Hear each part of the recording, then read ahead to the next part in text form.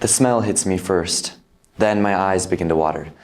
Onions, far too many mushrooms, and the faint ghost of whatever remnants my mom had found in the fridge that night. I had just survived a brutal cursive assignment, and my second grader palate wasn't ready for an attack. As my 4 brothers and I dug in, my second bite confirmed the suspicions of my first one. This pasta was not for me. Everyone else at the table, though, smiled. "This is really good, Mom," said one of them. "You should make this again soon," added another, and I, being the youngest, of course, had to follow suit. I love it. I thought maybe I'm the only one here who hates this, and their silence echoed the majority opinion, so I bit my tongue. But it wasn't just me. My brothers felt the same way.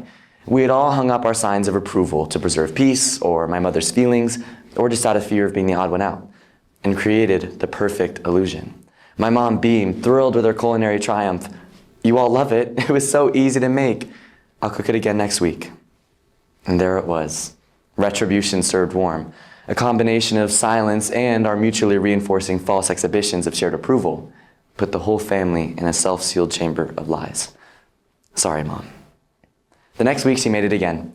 Bigger portions, more leftovers, going so far as to name the dish "Kids Love It." And while my brothers and I might have called the pasta something more like "Kids tolerate it just enough to protect their mother's feelings," everyone was now living within that lie. Our mom, comfortable in her reality, made it a staple meal. And who could blame her? Every one of us, myself included, had silently signed that contract. It was an important lesson, but much like mushrooms, a bit hard for me to swallow. Sometimes honesty creates conflict, and sometimes silence preserves peace. But the lie had transcended into a weekly ritual of uncomfortability, and for months it continued. My mom eventually stopped making Kids Love It, but that moment stuck with me because it raised a bigger question. What happens when silence isn't just protecting someone's feelings, but a whole system? When saying the truth isn't just awkward but overtly punished? The reward of mine and my brother's dishonesty was just having an okay meal once a week. But that same logic can scale much higher. When speaking up risks your job, your family, your life, that same childish instinct to mirror, conform, or belong suddenly makes silence start to look like the most reasonable option. But a short-term peace built on falsehood has long-term consequences.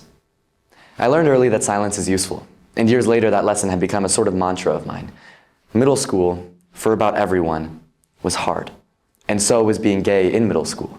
Although I never used the word gay, I never allowed that part of me to exist. I didn't think about it, I didn't wrestle with it. I treated it the same way I treated Kids Love It, as something that was just better left unspoken. It was the subtle, inherited atmosphere of the world, those stray comments in class or insults in the hallway that made certain truths, no matter how real, unsafe, uncomfortable, or too socially costly. But there was a cost to my silence too. Kids, of course, made comments. They wondered why most of my friends were girls, why I wore a bow tie to class, or had a growing Care Bear collection. And so I became a master at monitoring myself. I thought that memorizing the heavy footsteps of my most infamous bullies would protect me. But soon people began asking me who I liked. And I couldn't answer them. So they explicitly told me what I was. It was painful to defend myself so fiercely at school, then come home to ask how to change in new ways that removed me as a topic. I told myself that that pain came from the world or from insecure kids, but the reality was that I wasn't just the victim of an oppressive system. I was the one silently sustaining it. Editing my life into self-alienation, I would delete sentences in my head and practice new ones in the mirror before school, quietly eroding my responsibility not just to the truth, but to myself. And little by little, I had lost whichever version was most honest. While silence can sometimes manufacture consent, like me and my brothers had done, it clearly does something far worse. Silence normalizes the radical and makes the truth eccentric. It gives the loudest voice in a quiet room absolute power, the one who threatens the most punishment for dissenters or grants the greatest rewards for the few. Because when opinion becomes a hierarchy of power, of popularity, or of money, that voice becomes the only one we hear.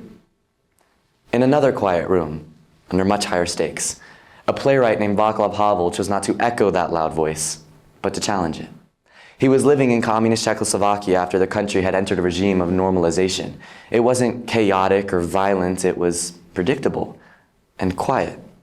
Power relied not just on a toxic ideology, but mostly by millions of people pretending to align themselves with one. In his essay collection, The Power of Powerlessness, Havel begins with a story of a greengrocer who hesitates to put a sign in the window of his shop. The sign reads, "Workers of the world, unite." And what had began as an aspirational slogan for socialist movements had become a ritual of correctness more than anything else. The sign's paper is flimsy, yellowed, and faded, curling slightly at its corners and lying between old mushrooms and onion piles. But he still puts it up. Not because he agrees with it, but because everyone else does. Or, like my brothers, they at least seem to. If his window is the only one without that sign, its absence will scream louder than any slogan ever could. And since attention in a system like this one can cost you your job, your family, your safety, he places that sign not as a declaration, but as a camouflage. At first it feels practical, but practicality quickly turns to habit, and habit to identity. Like myself in middle school, the grocer stopped asking, "What do I think?" and only asked, "What do I need to say to keep things running smoothly?" Everyone may suspect another's disbelief, like how I suspected my brothers might not like the pasta, my peers might know I'm gay, or the green grocer might think no one really cares for that sign. But a fear of punishment makes the absurd start to feel normal. We're all just following the rules, or doing things how they are, but really just stand in the background of wrongness, hoping someone in the front line will step up without our help. It absolves us of our responsibility.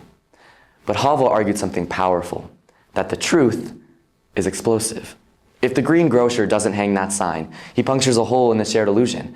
Silence is always protecting something, so even small declarations of truth will weaken the lie, and truth has a way of spreading when someone first dares to speak it. So by 1989, Havel's refusal to live within that lie brought communist rule to collapse. And, in a poetic twist of fate, that playwright became the president of a free nation. The same way that silence reverberates and ripples, so too can our courage. Havel's refusal to live within the lie inspired the Czech majority not just to break their silence and end the oppressive regime, but to trust the bravest one among them who first spoke up to lead them. But bravery shouldn't be the prerequisite for honesty, and in a system where honesty only happens through courage, then cowardice has become the routine. I don't fully blame myself for ignoring my sexuality for so long, but I was stuck in that sort of routine. Our environments had told us what was right and what was true. But over time, the world around me changed, enough to stand up against those heavy-footed bullies and Care Bear haters. When the word gay stopped sounding dangerous, my future stopped sounding hypothetical, and I stopped feeling like I needed to hide myself. By the time I got to NAU, I hadn't been a secret for a really long time. Before becoming this early 20-something, I was convinced that kids now have more acceptance than I ever did. I grew up seeing unique identities more in TV series, political campaigns, even brand deals at my local Target. It almost made me jealous. But laws that say certain identities shouldn't exist in classrooms, or symbols quietly removed from places that once acknowledged struggle, that silence reverses the shift that saved me.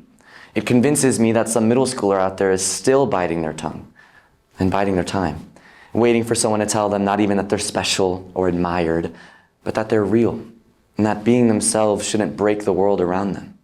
Policies don't need to condemn an identity outright. They need only move it off stage.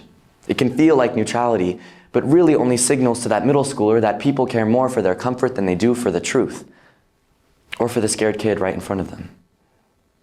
From the outside, those environments look like approval, but they're quietly sustained by our fear.